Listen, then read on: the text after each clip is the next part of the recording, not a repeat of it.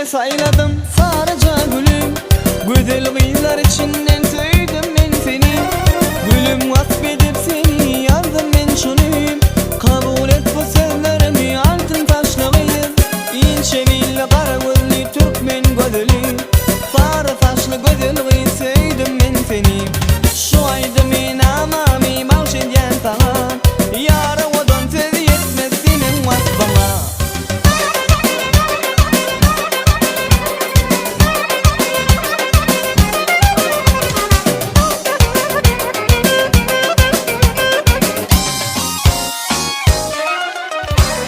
Halkımın yanca yavan alça varmayım. Altın suyu verilen ney taşların talim.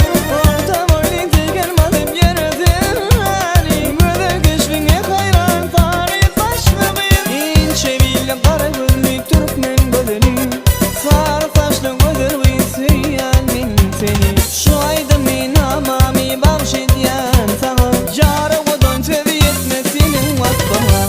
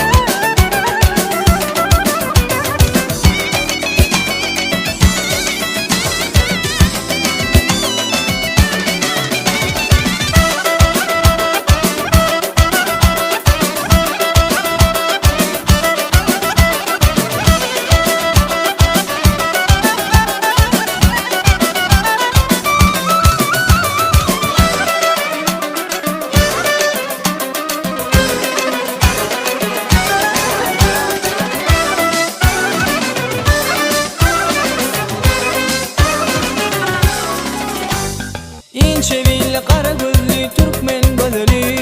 Sarı saçlı güzel kıyı söyledim ben seni. Şu ayda men amami bağışlayan sana. Yara odan söz yetmez senin vasfına. İnce billi kara gözlü Türkmen gözlü. Sarı saçlı güzel kıyı söyleyen ben seni. Şu ayda men amami bağışlayan sana. Yara odan söz yetmez senin vasfına.